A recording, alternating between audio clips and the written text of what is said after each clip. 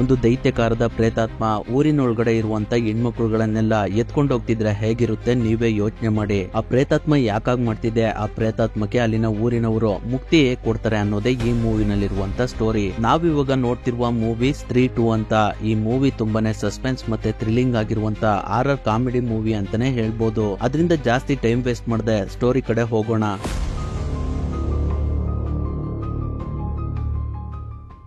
ಈ ಕತೆ ಶುರುವಾದಾಗ ರಾತ್ರಿ ವೇಳೆನಲ್ಲಿ ಚಾಂದೇರಿ ಅನ್ನೋ ಒಂದು ಊರಿನ ಎಂಟ್ರೆನ್ಸ್ ಜಾಗದಲ್ಲಿ ಒಬ್ಳು ಮಹಿಳೆಯ ಸ್ಟ್ಯಾಚುನ ತೋರಿಸ್ತಾರೆ. ಆ ಸ್ಟ್ಯಾಚು ಪಕ್ಕನೆ ಏ ಸ್ತ್ರೀ ರಕ್ಷಿಸುವಂತ ಬರ್ದಿರ್ತಾರೆ. ಅಲ್ಲಿಗೆ ಇದ್ದಕ್ಕಿದ್ದ ಹಾಗೆ ಆ ಸ್ಟ್ಯಾಚು ತರನೇ ಇರುವಂತ ಒಂದು ಆತ್ಮ ಬಂದು ಆ ಸ್ಟ್ಯಾಚುನ ನೋಡಿ ಅಲ್ಲಿಂದ ಹೋಗುತ್ತೆ. ಆ ಆತ್ಮ ಗಾಳಿನಲ್ಲೇ ತೇಲ್ಕೊಂಡು ಅಲ್ಲಿಂದ ಹೋಗ್ತಾ ಇರುತ್ತೆ. ಆ ಆತ್ಮ ಅಲ್ಲಿಂದ ಹೋದ್ ಕೂಡ್ಲೆ ಪಕ್ಕದಲ್ಲೇ ಕಾಡಿನೊಳಗಡೆ ಇರುವಂತ ಒಂದು ಪಾಳ್ ಬಿದ್ದ ಬಂಗ್ಲೆ ಹತ್ರ ಇನ್ನೊಂದು ಆತ್ಮ ಭೂಮಿನ ಬ್ಲಾಸ್ಟ್ ಮಾಡ್ಕೊಂಡು ಭೂಮಿಯಿಂದ ಹೊರಗಡೆ ಬರ್ತಾ ಇರೋದನ್ನ ತೋರಿಸ್ತಾರೆ. ಈಗಿರ್ಬೇಕಾದ್ರೆ ಸ್ವಲ್ಪ ಸಮಯದ ನಂತರ ಚಾಂದೇರಿ ಊರಿನ ಒಳಗಡೆ ಒಬ್ಳು ಲೇಡಿ ಮನೆಯಿಂದ ಹೊರಗಡೆ ಬಂದು ಸಿಗರೇಟ್ ನ ಸೇದ್ಕೊಂಡು ಮೊಬೈಲ್ ನಲ್ಲಿ ಚಾಟ್ ಮಾಡ್ಕೊಂಡು ನಿಂತಿರ್ತಾಳೆ. ಅವಾಗ ಅವಳಿಗೆ ಪಕ್ಕದಲ್ಲಿ ಏನೋ ಒಂದು ಸೌಂಡ್ ಕೇಳುತ್ತೆ. ಹಾಗೆ ಸ್ವಲ್ಪ ದೂರದಲ್ಲಿ ಏನು ಪಾಸ್ ಆದಾಗ ಅನ್ಸುತ್ತೆ. ಅದಕ್ಕೆ ಆ ಹುಡುಗಿ ಸಿಗರೇಟ್ ನ ಅರ್ಧಕ್ಕೆ ಎಸ್ತು ಅಲ್ಲಿಂದ ಹೋಗ್ತಿರ್ಬೇಕಾದ್ರೆ ಯಾರೋ ವಿಶಾಲ್ ಆಗ್ತಿರುವ ಸೌಂಡ್ ಆ ಹುಡುಗಿಗೆ ಕೇಳಿಸುತ್ತೆ. ಅದರಿಂದ ಆ ಹುಡುಗಿ ಹಿಂದೆ ತಿರುಗಿ ನೋಡಿದ್ರೆ ಸ್ವಲ್ಪ ದೂರದಲ್ಲಿ ಯಾರೋ ನಿಂತಿರ್ತಾರೆ. ಅವಾಗ ಏನೋ ಒಂದು ಆ ಹುಡುಗಿ ಹತ್ರ ಉಳ್ಕೊಂಡ್ ಬರುತ್ತೆ. ಅದೇನಿರ್ಬೋದು ಅಂತ ನೋಡೋದಕ್ಕೆ ಅಂತ ಆ ಹುಡುಗಿ ಅದನ್ನ ಮೇಲ್ಗಡೆ ತಗೊಂಡು ನೋಡ್ತಿರ್ಬೇಕಾದ್ರೆ ಒಂದು ವಿಚಿತ್ರವಾದ ತುಂಬಾ ಭಯಾನಕವಾದ ತಲೆ ಆ ಹುಡುಗಿ ಕಡೆ ತಿರುಗಿ ಜೋರಾಗಿ ಕೂಗುತ್ತೆ. ಹಾಗೆ ಆ ವಿಕೃತವಾದ ತಲೆ ಆ ಹುಡುಗಿನ ಲಾಕ್ ಮಾಡಿ ಅಲ್ಲಿಂದ ಹೇಳ್ಕೊಂಡು ಮುಂದೆ ಇದ್ದಂತ ಗೋಡೆ ಒಳಗಡೆ ಒಂದು ಪೋರ್ಟಲ್ ನ ಓಪನ್ ಮಾಡಿ ಅದ್ರೊಳಗಡೆ ಹೇಳ್ಕೊಂಡು ಹೋಗುತ್ತೆ. ಆ ಜಾಗದಲ್ಲೂ ಕೂಡ ಊರಿನವರು ಏ ಸ್ತ್ರೀ ರಕ್ಷಿಸುವಂತ ಬರ್ದಿರ್ತಾರೆ. ಅಲ್ಲಿಗೆ ಆ ಸೀನ್ ಕಟ್ಟಾಗಿ 5 ವರ್ಷಗಳ ನಂತರ ಅದೇ ಚಾಂದೇರಿ ಊರಿನೊಳಗಡೆ ಇರುವಂತ ಸ್ತ್ರೀ ವಿಗ್ರಹಕ್ಕೆ ಪೂಜೆನ ಇಟ್ಕೊಂಡಿರ್ತಾರೆ. ಆ ಪೂಜೆನ ಬರೀ ಆ ಊರಿನ ಹೆಣ್ಮಕ್ಳುಗಳು ಮಾಡ್ಬೇಕು ಅಂತ ಅಲ್ಲಿ ಅನೌನ್ಸ್ಮೆಂಟ್ ಮಾಡ್ತಾ ಇರ್ತಾರೆ. ಆ ಸಮಯದಲ್ಲಿ ರುದ್ರಾಜಿ ಸ್ಟ್ಯಾಚು ನಲ್ಲಿರುವಂತ ಸ್ತ್ರೀ ಬಗ್ಗೆ ಕತೆನ ಕಟ್ಟಿ ಹಾಡು ಹೇಳ್ತಾ ಇರ್ತಾರೆ. ಆ ಕಥೆನಲ್ಲಿ ಸ್ತ್ರೀನ ನೋಡಿದಾಗ ಗಂಡಸರೆಲ್ಲ ಅಲ್ಲಿಂದ ಓಡೋಗ್ಬೇಕು, ಇಲ್ಲ ಅಂದ್ರೆ ಆ ಸ್ತ್ರೀ ಅವರ ಬಟ್ಟೆನೆಲ್ಲ ಮಾಯ ಮಾಡ್ಬಿಡ್ತಾರೆ. ಈಗಿರ್ಬೇಕಾದ್ರೆ ಒಬ್ಬ ಪರಾಕ್ರಮಿ ರಕ್ಷಕ ಸ್ತ್ರೀ ಹತ್ರ ಬಂದು ಸ್ತ್ರೀ ಕಣ್ಗಳನ್ನ ತುಂಬಾ ಪ್ರೀತಿಯಿಂದ ನೋಡಿ ಆ ಸ್ತ್ರೀನ ಶಕ್ತಿ ಇರುವಂತ ಜಡೆನ ಅರ್ಧಕ್ಕೆ ಕಟ್ ಮಾಡ್ಬಿಡ್ತಾನೆ. ಅದರಿಂದ ಸ್ತ್ರೀನ ಶಕ್ತಿ ಸ್ವಲ್ಪ ಕಮ್ಮಿ ಆಯ್ತು ಅಂತ ಈ ಮೂವಿನಲ್ಲಿ ಬರುವಂತ ಫಸ್ಟ್ ಪಾರ್ಟ್ ಬಗ್ಗೆ ಆಡಿ ಹೊಗಳ್ತಾ ಇರ್ತಾರೆ. ಸ್ನೇಹಿತರೆ, ಈ ಮೂವಿನಲ್ಲಿ ಫಸ್ಟ್ ಪಾರ್ಟ್ ನಲ್ಲಿ ಏನ್ ಸ್ಟೋರಿ ಇದೆಯೋ ಅದರ ಮುಂದೆ ಏನಾಗುತ್ತೆ ಅಂತ ಸೆಕೆಂಡ್ ಪಾರ್ಟ್ ನಲ್ಲಿ ತೋರಿಸ್ತಾರೆ. ನೆಕ್ಸ್ಟ್ ನಲ್ಲಿ ರುದ್ರಾಜಿಗೆ ಒಂದು ಲೆಟರ್ ಬಂದಿರುತ್ತೆ. ಆ ಲೆಟರ್ ಒಳಗಡೆ ಯಾವ್ದೋ ಒಂದು ಬುಕ್ ನ ಕೆಲವು ಪೇಜ್ ಗಳಿರ್ತವೆ. ಅದ್ರಲ್ಲಿರುವಂತ ಒಂದು ಪೇಜ್ ನಲ್ಲಿ ಒಬ್ಬ ಮನುಷ್ಯ ಇನ್ನೊಬ್ಬ ಮನುಷ್ಯನ ಕತ್ತನ್ನ ಕಟ್ ಮಾಡಿ ಕೈಯಲ್ಲಿ ಇಟ್ಕೊಂಡಿರುವ ಚಿತ್ರ ಇರುತ್ತೆ. ಅದನ್ನ ನೋಡಿ ರುದ್ರಾಜಿ ತುಂಬಾನೇ ಶಾಕ್ ಆಗ್ತಾರೆ. ನೆಕ್ಸ್ಟ್ ನಲ್ಲಿ ವಿಕ್ಕಿನ ತೋರಿಸ್ತಾರೆ. ಅವನ ಹತ್ರ ಶ್ರದ್ಧಾ ಬಂದು ವಿಕ್ಕಿಗೆ ಹಾಯ್ ಹೇಳ್ತಾಳೆ.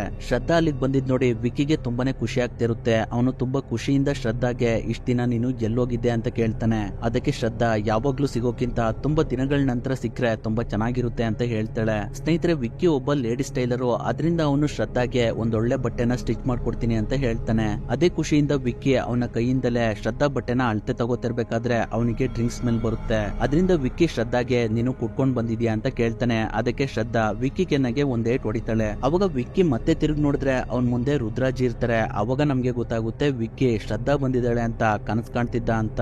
ಅವಾಗ ರುದ್ರಾಜಿ ವಿಕ್ಕಿಗೆ ನೀನು ಎಷ್ಟೇ ಕನಸ್ಕೊಂಡ್ರು ಕೂಡ ಆ ಹುಡುಗಿ ನಿನ್ಗೆ ಸಿಗೋದಿಲ್ಲ, ಆ ಹುಡುಗಿ ವಿಶ್ವಾಸ ದ್ರೋಹಿ ಅಂತ ಹೇಳ್ತಾರೆ. ಅವಾಗ ವಿಕ್ಕಿ ರುದ್ರಾಜಿಗೆ ಶ್ರದ್ಧಾ ಬಗ್ಗೆ ಇನ್ನೊಂದು ಮಾತಾಡಿದ್ರು ಕೂಡ ಚೆನ್ನಾಗಿರುತ್ತಿಲ್ಲ, ಇಲ್ಲಿಗೆ ಬೆಳಗ್ಗೆನೆ ನೀವ್ ಯಾಕೆ ಬಂದ್ರಿ ಅದನ್ನ ಹೇಳಿ ಅಂತ ಹೇಳ್ತಾನೆ. ಅವಾಗ ರುದ್ರಾಜಿ ಅವ್ರಿಗೆ ಬಂದಿರುವಂತ ಪತ್ರನ ತೋರಿಸಿ ನನಗೆ ಈ ಚಾಂದೇರಿ ಪುರಾಣದ ಬುಕ್ ನ ಕೆಲವು ತಿಂಗಳ ಹಿಂದೆ ಯಾರೋ ಕಳ್ಸಿದ್ರು, ಹಾಗೆ ಇವತ್ತು ಅದ್ರಲ್ಲಿರುವಂತ ಕೆಲವು ಪೇಜ್ ಗಳನ್ನ ಯಾರೋ ಕಳ್ಸಿದಾರೆ ಅಂತ ಹೇಳ್ತಾನೆ. ಅವಾಗ ವಿಕ್ಕಿ ಆ ಬುಕ್ ನ ನೋಡಿ ಈ ಕತೆ ಎಲ್ರಿಗೂ ಗೊತ್ತಿರುವಂತದೇ ಅಂತ ಹೇಳ್ತಾನೆ. ಅದಕ್ಕೆ ರುದ್ರಾಜಿ ಈ ಕತೆ ಎಲ್ರಿಗೂ ಗೊತ್ತಿರೋದೆ, ಆದ್ರೆ ಈ ಪತ್ರದೊಳಗಡೆ ಇನ್ನೊಂದು ಪತ್ರ ಇದೆ, ಅದ್ರಲ್ಲಿ ಓ ಆಯಗ ಅಂತ ಬರ್ದಿದೆ, ಅಂದ್ರೆ ಈ ಪತ್ರದಲ್ಲಿ ಏನೋ ಒಂದು ಗುಪ್ತ ಸಂದೇಶ ಇದೆ ಅಂತ ಹೇಳ್ತಾನೆ. ಅವಾಗ ವಿಕ್ಕಿ ಈ ಅಧ್ಯಾಯ ಯಾವಾಗ್ಲೂ ಮುಗ್ದೋಗಿದೆ, ಇದ್ರ ಬಗ್ಗೆ ನೀವು ಮತ್ತೆ ಚಿಂತೆ ಮಾಡ್ಬೇಡಿ ಅಂತ ರುದ್ರಾಜಿಗೆ ಹೇಳಿ ಅವನು ಅಲ್ಲಿಂದ ಹೋಗ್ತಾನೆ. ನೆಕ್ಸ್ಟ್ ನಲ್ಲಿ ವಿಕ್ಕಿ ತಂದೆ ವಿಕ್ಕಿಗೆ ಮದ್ವೆ ಆಗುವಂತ ಬಲವಂತ ಮಾಡ್ತಿರ್ತಾರೆ. ಅದಕ್ಕೆ ವಿಕ್ಕಿ ನನಗೆ ಇವಾಗ್ಲೇ ಮದ್ವೆ ಬೇಡ ಅಂತ ಹೇಳ್ತಿರ್ತಾನೆ. ಅವಾಗ ವಿಕ್ಕಿ ತಂದೆ ವಿಕ್ಕಿಗೆ ಸ್ವಲ್ಪ ದುಡ್ಡು ಕೊಟ್ಟು ಹೋಗಿ ಹುಡುಗಿರ್ ಫ್ರೆಂಡ್ಶಿಪ್ ನಾದ್ರೂ ಮಾಡು ಅಂತ ಹೇಳ್ತಾರೆ. ಅದಕ್ಕೆ ವಿಕ್ಕಿ ಪಾಪ ನೀವು ಇಷ್ಟೊಂದು ಕೆಟ್ಟದಾಗ ಮಾತಾಡ್ತೀರಾ ಅಂತ ನಾನು ಅನ್ಕೊಂಡಿರ್ಲಿಲ್ಲ ಅಂತ ಹೇಳಿ ಅವನು ಅಲ್ಲಿಂದ ಹೋಗ್ತಾನೆ.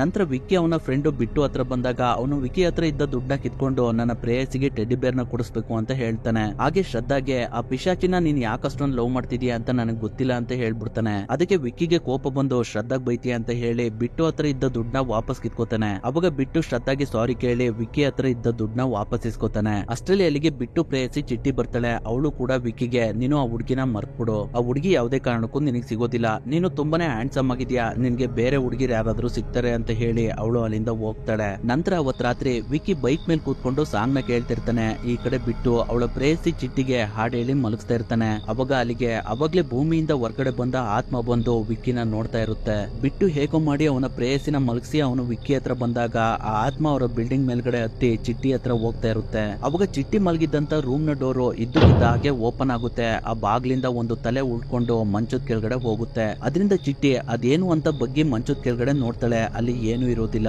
ಹಾಗಾಗಿ ಅವಳು ಮತ್ತೆ ಮಲ್ಕೋತಾಳೆ. ಅವಾಗ ಅವಳ ಹಿಂದೆ ಯಾರೋ ವಿಶಾಲ್ ಆಗ್ತಿರುವ ಸೌಂಡ್ ಕೇಳುತ್ತೆ. ಅದರಿಂದ ಅವಳು ಸಡನ್ ಆಗಿ ಹಿಂದೆ ತಿರುಗಿ ನೋಡಿದ್ರೆ ಹಿಂದೆ ಕೂಡ ಯಾರು ಇರೋದಿಲ್ಲ. ಅವಳು ಸ್ವಲ್ಪ ಸಮಾಧಾನ ಮಾಡ್ಕೊಂಡು ಮತ್ತೆ ಮಲಗಿದ್ರೆ ಮೂವಿ ಪ್ರಾರಂಭದಲ್ಲಿ ಬಂದು ಒಂದು ಹುಡುಗಿನ ಎತ್ಕೊಂಡೋಗಿತ್ತಲ್ಲ, ಆ ಆತ್ಮದ ತಲೆ ಅವಳ ಪಕ್ಕನೆ ಬಂದು ಮಲಗಿರುತ್ತೆ. ಆ ತಲೆನ ಚಿಟ್ಟಿ ನೋಡಿ ತುಂಬಾನೇ ಭಯ ಪಡ್ಕೊಂಡು ಬಾತ್ರೂಮ್ ಒಳಗಡೆ ಹೋಗಿ ಬಾಕ್ಲಾಕೋತಾಳೆ. ಅವಾಗ ಆತ್ಮ ತಲೆಯಿಂದನೇ ಬಾತ್ರೂಮ್ ಡೋರ್ ನ ಗುದ್ದುತ್ತಾ ಇರುತ್ತೆ. ಅದರಿಂದ ಚಿಟ್ಟಿ ಜೋರಾಗಿ ಕೂಗ್ತಾ ಇರ್ತಾಳೆ. ಚಿಟ್ಟಿ ಕೂಗ್ತಿರುವ ಸೌಂಡ್ ನ ಕೇಳಿಸ್ಕೊಂಡು ಬಿಟ್ಟು ಮತ್ತೆ ವಿಕ್ಕಿ ಮನೆ ಒಳಗಡೆ ಓಡೋಗ್ತಾರೆ. ಅಷ್ಟರಲ್ಲಿ ಆ ದೈತ್ಯ ರಾಕ್ಷಸ ಚಿಟ್ಟಿನ ಅಲ್ಲಿಂದ ಒತ್ಕೊಂಡು ಹೋಗುತ್ತೆ. ಚಿಟ್ಟಿ ಜೋರ ಕೂಗಿದ ಸೌಂಡ್ ನ ಕೇಳಿ ಆ ಮನೆಯ ಒಟಾರದರೆಲ್ಲ ಮೇಲ್ಗಡೆ ಬಂದು ನೋಡಿದ್ರೆ ಆ ಆತ್ಮ ಗೋಡೆನ ಹೊಡ್ಕೊಂಡು ಚಿಟ್ಟಿನ ಅಲ್ಲಿಂದ ಎತ್ಕೊಂಡು ಹೋಗಿರುತ್ತೆ. ಆ ಸೌಂಡ್ ನ ಕೇಳಿಸ್ಕೊಂಡು ಅಕ್ಕಪಕ್ಕದವರೆಲ್ಲ ಅಲ್ಲಿ ಬಂದು ನೋಡಿದ್ರೆ ಒಂದು ಕಾರು ಫುಲ್ ಹಾಳಾಗಿರುತ್ತೆ. ಅದರಿಂದ ಅವರೆಲ್ಲರೂ ಚಿಟ್ಟಿನ ಹುಡ್ಕೊಂಡು ಸ್ವಲ್ಪ ಮುಂದೆ ಬಂದಾಗ ಒಂದ್ ಕಡೆ ತುಂಬಾ ದೊಡ್ಡದಾಗಿರುವಂತ ಕಾಲಿನ ಗುರುತು ಸಿಗುತ್ತೆ. ಆ ಹೆಜ್ಜೆ ಗುರುತನ್ನ ನೋಡಿ ಅಲ್ಲಿನ ಜನಗಳೆಲ್ಲ ತುಂಬಾನೇ ಆಶ್ಚರ್ಯ ಪಡ್ತಿರ್ಬೇಕಾದ್ರೆ ರುದ್ರಾಜಿ ಎಲ್ರಿಗೂ ಖಂಡಿತವಾಗ್ಲೂ ಈ ಹೆಜ್ಜೆ ಗುರುತು ದಾನವ ರಾಕ್ಷಸಂದೇ ಇರ್ಬೇಕು, ಅವನೊಬ್ಬ ದೈತ್ಯ ರಾಕ್ಷಸ, ಅಸುರ ಆಸುರ ಈಸುರ ಅಂತ ಹೇಳಿ ಈ ಕಥೆಗಳಿರುವಂತ ಪುಸ್ತಕಗಳು ನಮ್ಮ ಅಂಗಡಿಲಿ ಸಿಗ್ತವೆ, ಅವುಗಳಿಗೆ 5% ಡಿಸ್ಕೌಂಟ್ ಕೂಡ ಇದೆ,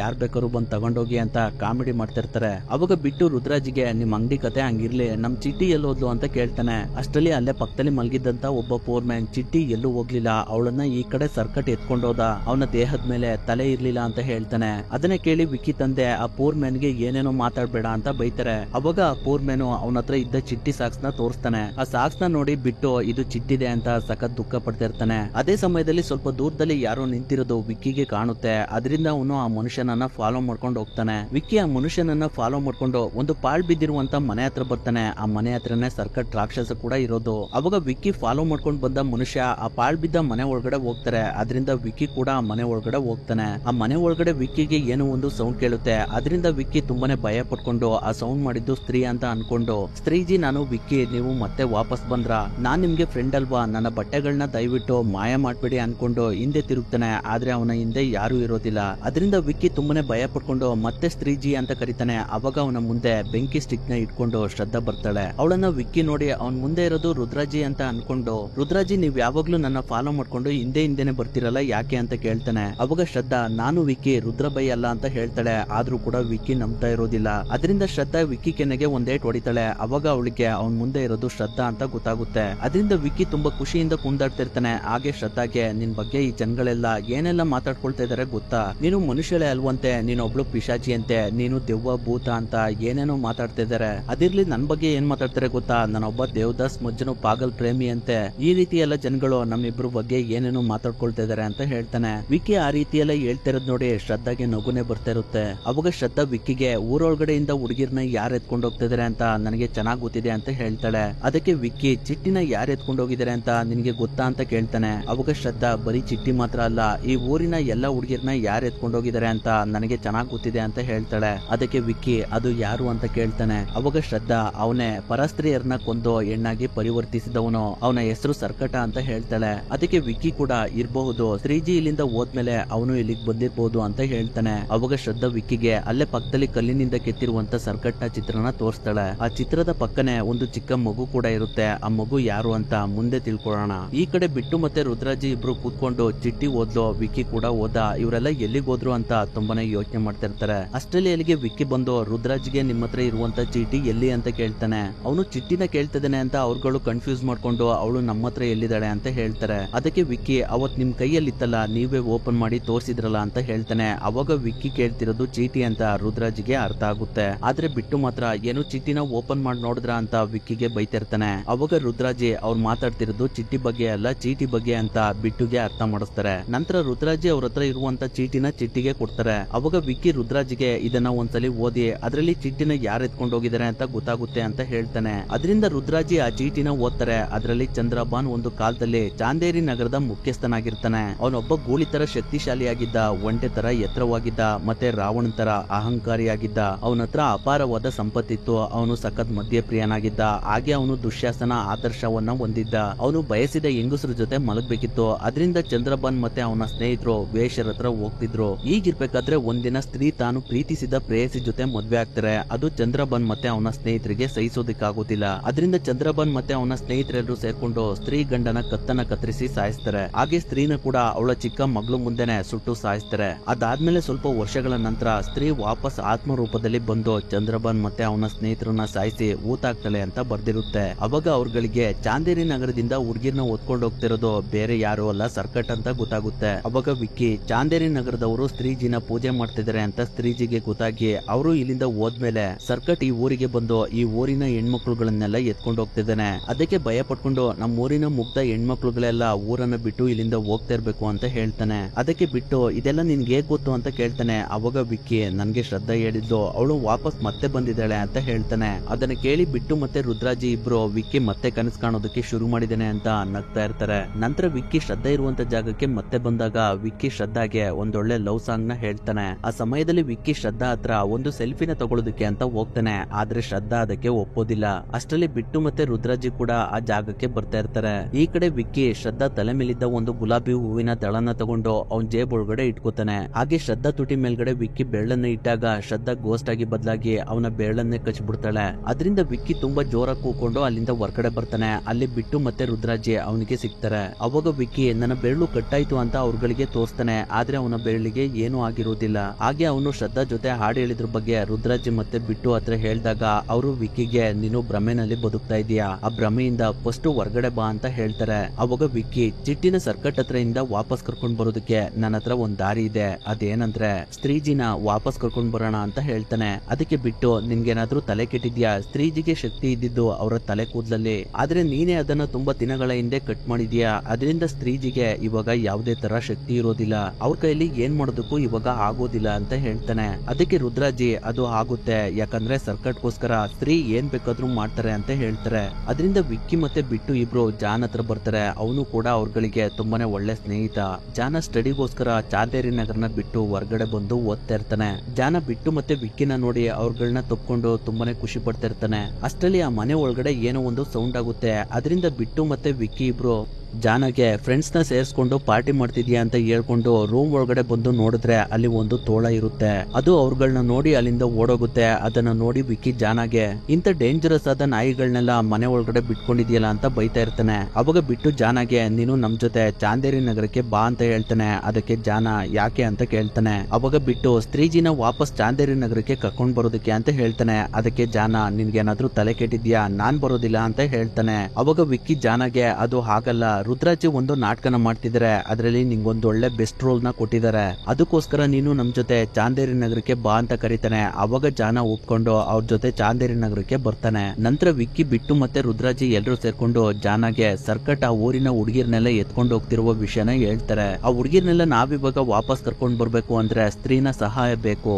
ಆ ಸ್ತ್ರೀ ನಿನ್ಗೆ ಅಕ್ಕ ಅಲ್ವಾ, ಅದರಿಂದ ಆ ಸ್ತ್ರೀನ ಹುಡ್ಕೋದಕ್ಕೆ ನೀನ್ ಇವಾಗ ನಮ್ಗೆ ಹೆಲ್ಪ್ ಮಾಡ್ಬೇಕು ಅಂತ ಹೇಳ್ತಾರೆ. ಅದಕ್ಕೆ ಜಾನ ನನ್ ಕೈಲಾಗೋದಿಲ್ಲ, ನಾನು ವಾಪಸ್ ಹೋಗ್ತೀನಿ ಅಂತ ಹೇಳ್ತಾನೆ. ಆದ್ರೂ ಅವನನ್ನ ಹೇಗೋ ಮಾಡಿ ಒಪ್ಸಿ ಪಾಳ್ ಬಿದ್ದಿರುವ ಬಂಗ್ಲೆ ಹತ್ರಕ್ಕೆ ಅವನನ್ನ ಕರ್ಕೊಂಡ್ ಬರ್ತಾರೆ. ಅವ್ರಗಳೆಲ್ಲ ಜಾನನ ಮುಂದೆ ಬಿಟ್ಕೊಂಡು ನಿನ್ನ ಅಕ್ಕನ ಕರಿ ಅಂತ ಹೇಳ್ತಾರೆ. ಅದರಿಂದ ಜಾನ ಸ್ತ್ರೀ ದೀದಿ ಅಂತ ಕೂಕೊಂಡು ಮುಂದೆ ಹೋಗ್ತಾನೆ. ಜಾನ ಎಷ್ಟೇ ಕರೆದ್ರು ಸ್ತ್ರೀ ಅಲ್ಲಿಗೆ ಬರೋದಿಲ್ಲ. ಅದರಿಂದ ಅವರೆಲ್ಲ ಜಾನನ ಒಪ್ನೆ ಬಿಟ್ರೆ ಸ್ತ್ರೀ ಅಲ್ಲಿಗೆ ಬರ್ಬೋದು ಅಂತ ಮಾತಾಡ್ಕೊಂಡು ಜಾನಗೆ ಅಲ್ಲಿ ನೋಡು ಇಂದ್ರಧನುಷ್ ಇದೆ ಅಂತ ಹೇಳಿ ಅವ್ರಗಳೆಲ್ಲ ಅಲ್ಲಿಂದ ಓಡೋಗಿ ಬಚ್ಚಿಟ್ಕೊಳ್ತಾರೆ. ಅವಾಗ ಜಾನ ಒಬ್ನೇ ಇರೋದ್ರಿಂದ ಅವನು ತುಂಬಾನೇ ಭಯ ಪಡ್ಕೊತಿರ್ತಾನೆ. ಈಗಿರ್ಬೇಕಾದ್ರೆ ರುದ್ರಾಜಿ ಮತ್ತೆ ಬಿಟ್ಟು ಇರುವ ಜಾಗದಲ್ಲಿ ಏನೋ ಸೌಂಡ್ ಆಗ್ತಾ ಇರುತ್ತೆ. ಆ ಸೌಂಡ್ ಎಲ್ಲಿಂದ ಬರ್ತಾ ಇದೆ ಅಂತ ಅವ್ರುಗಳು ಹಿಂದೆ ತಿರುಗಿ ನೋಡಿದ್ರೆ ಅಲ್ಲಿ ಸರ್ಕಟ್ ನ ತಲೆ ಆ ರೀತಿ ಸೌಂಡ್ ಮಾಡ್ತಾ ಇರುತ್ತೆ. ಅದನ್ನ ನೋಡಿ ಅವರಿಬ್ರು ಅಲ್ಲಿಂದ ಕೂಕೊಂಡು ಹೊರಗಡೆ ಹೋಗ್ತಾರೆ.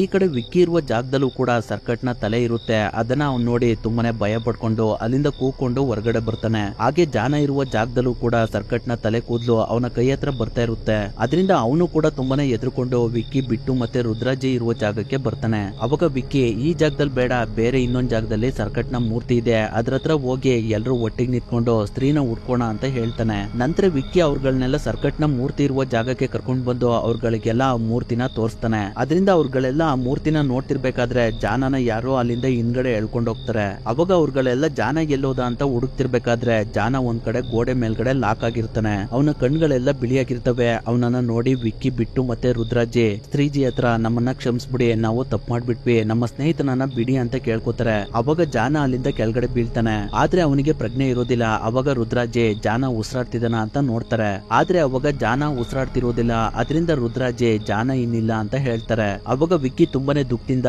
ಜಾನ್ ಮೇಲ್ಗಡೆ ಎದ್ದೇಳು ಅಂತ CPR ಎಲ್ಲ ಮಾಡ್ತಾನೆ. ಆದ್ರೂ ಕೂಡ ಅವನು ಮೇಲ್ಗಡೆ ಎದ್ದೇಳೋದಿಲ್ಲ.